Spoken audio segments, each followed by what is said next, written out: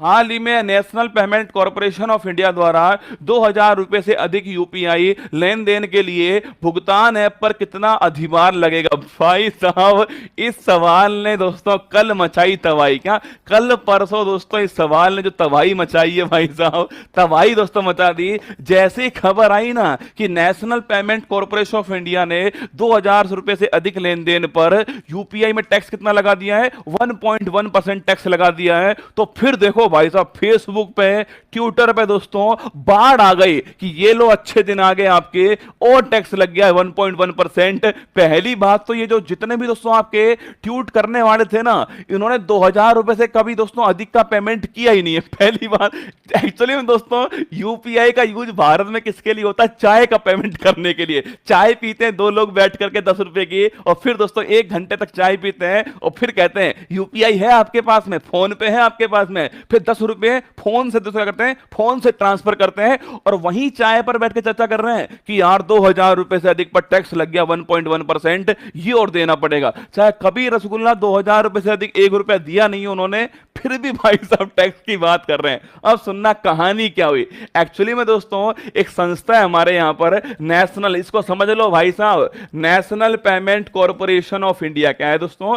National payment, इसकी full form लिख लीजिएगा, इंपॉर्टेंट संस्था है national payment corporation of India. क्या है? National payment corporation of India छापना आपके, कॉरपोरेशन ऑफ इंडिया जो है ये इसकी फुल फॉर्म है। इसकी जो स्थापना दोस्तों हुई थी वो सन 2007 के अधिनियम से हुई थी, उसके बारे में बातचीत बाद में करेंगे। दोस्तों भारत में दोस्तों जो यूपीआई होता है, यूनिफाइड लिखिएगा, यूनिफाइड इंटरफेस लिखिए, यूनिफाइड पेमेंट इंटरफेस जो है, जो आप यूज करते हो दोस्तों, आपके फोन पे हो गया, गूगल पे हो गया, ये सब दोस्तों क्या है आपके, ये सब यूपीआई है। यूपीआई दोस्तों आप यूज करते हो। इसके ऊपर अभी हाल ही दोस्तों क्या हुआ है, इसके ऊपर अभी हाल ही में 1.1% जो है वो अधिभार, सरचार्ज जो है ये लगाने की घोषणा किसने की है? ये घोषणा किसने आप की गई? ये घोषणा जो है वो एनपीसीआई के द्वारा की गई। ये तो दोस्तों अधूरी बात है। क्या ये अधूरी बात है? ये छोटी बात है कि ऐसी, अगर मैं इस हेडलाइन को बनाऊंगा तो आपको लगेगा कि भाई सब पर पैसा लगने वाला है।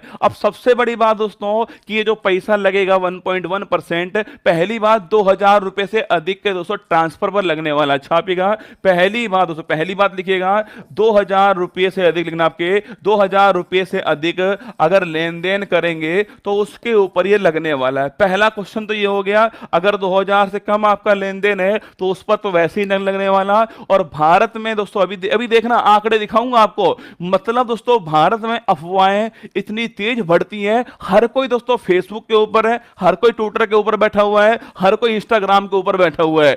जैसे ही खबर आई दोस्तों गोली की तरह फैली। National payment corporation of India को अलग से नोटिस जारी करना पड़ा, अरे भाई साहब गलत न्यूज मत फैलाओ, सही न्यूज फैलाओ। अगर आप किसी बैंक अकाउंट से दूसरे बैंक अकाउंट में पैसे ट्रांसफर करते हो तो आपका टैक्स नहीं बढ़ने वाला। सुनो मेरी बात को, अगर दोस्तों आप किसी एक बैंक अकाउंट से, किसी एक बैंक अकाउंट है उससे दोस्तों सीधा आपके दूसरे बैंक अकाउंट में अगर उसको पैसा ट्रांसफर करने वाले हो तो लिखना आपके इस लेन देन पर ये दोस्तों आपके लिखना आपके ये 1.1% जो है एक्स्ट्रा दोस्तों सरचार्ज जो है ये नहीं लगेगा। ये आपको ध्यान रखना है। सीधा बैंक अकाउंट से दूसरे बैंक अकाउंट में पैसा ट्रांसफर करोगे तो आपके पैसा नहीं लगेगा। आसान भाषा में समझाऊंगा आपको, देखिएगा आसान दोस्तों, आपके सबसे लैंग्वेज समझाऊं आपके। ये तुम्हारी बैंक है, क्या ये तुम्हारी बैंक हो गई, ये मान लेते तुम्हारी स्टेट बैंक ऑफ इंडिया। कौन हो गई? स्टेट बैंक ऑफ इंडिया हो गई दोस्तों। इसमें तुम्हारा क्या है, इसमें तुम्हारा अकाउंट खुला हुआ है। क्या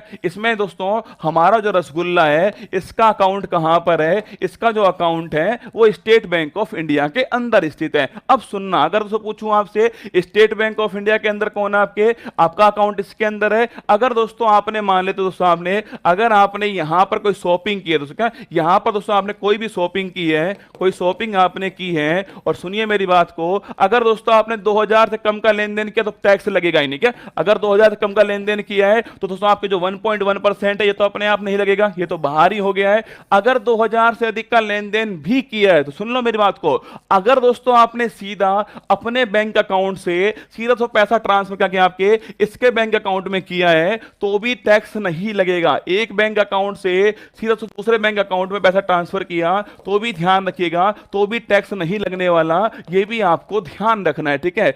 अगर क्या क्या हुआ, अगर भाई साहब आपने क्या किया, अगर आपने दोस्तों क्या किया, आपके अपना दोस्तों इस बैंक अकाउंट से आपने क्या किया, किसमें ट्रांसफर, किसमें दोस्तों पेमेंट जो वॉलेट होते हैं ना, पेमेंट जो वॉलेट होते हैं, कई बार क्या होता है, कई बार पैसा अगर अधिक हो ना अकाउंट में, तो क्या करते हैं, उस सीधा उस पैसे को ट्रांसफर नहीं करते हैं, पेमेंट वॉलेट का यूज करते हैं। इससे पैसा किसमें लेकर आते हैं, इससे पैसा इसमें लेकर आते हैं, और फिर दोस्तों इससे पैसा कहां जाता है, इससे पैसा जो है वो इसके अंदर आता है। जैसे आपके पेटीएम दोस्तों, पेटीएम वॉलेट है, अगर पेटीएम आपका वॉलेट है तो इसमें यूज करते हैं आपके, या तो गूगल जो वॉलेट है आप यूज करते हो दोस्तों, इसके अंदर अगर वॉलेट से पैसा ट्रांसफर किया है तो सरचार्ज लगेगा, लिखना आपके, तो दोस्तों आपके 1.1% जो है ये अधिभार लगने वाला है, पर तुम्हारे ऊपर नहीं लगेगा, ध्यान रखिए, तुम्हारे ऊपर नहीं लगेगा, तुम्हारे ऊपर नहीं लगेगा, ये दोस्तों किसके ऊपर लगेगा, ये व्यापारी के ऊपर लगेगा, ध्यान आपके, ये इसके ऊपर लगने वाला है, तुम्हारे ऊपर नहीं लगेगा दोस्तों,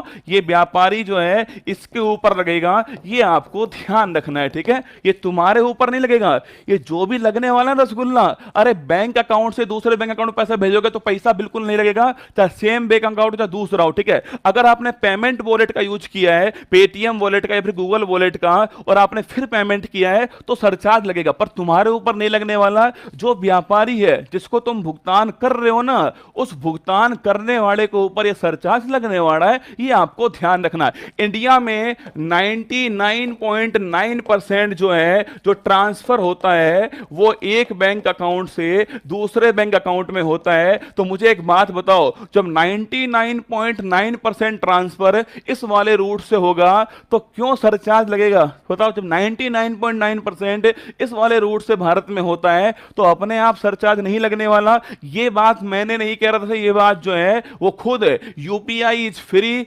फास्ट, सिक्योर एंड सीमलेस, यहां पर लिखा हुआ साफ साफ देखिएगा, यहां पर साफ साफ लिख के दिया हुआ देखिए, in the recent time UPI has emerge as preferred model of digital payment by offering free, fast, secure and seamless experience. Traditionally the most preferred method of UPI transaction is linking the bank account in any UPI enabled app for making payment which contribute over 99.9%। Bank account जो है इसका use करता दोस्तों, आपके इसका use करते हैं हम सीधा, और 99.9% जो है जो आपके लोग हैं वो इसका यूज करते हैं। तो ध्यान रखिएगा, अपने आप दोस्तों आप समझ चुके होंगे, केवल 0.1% लोग ऐसे हैं जो यूपीआई करते समय बैंक वॉलेट का यूज करते हैं, बैंक से सीधा ट्रांसफर नहीं करते। उनके ऊपर टैक्स लगेगा, पर वो टैक्स किसके ऊपर लगेगा, जहां पर भुगतान कर रहे हैं ना दोस्तों, उस व्यापारी के ऊपर वो चुंगी जो है लगने वाली है, ठीक है। चलिए आगे देखिए दोस्तों, इसका आंसर लिखिएगा, इसका आंसर हो गया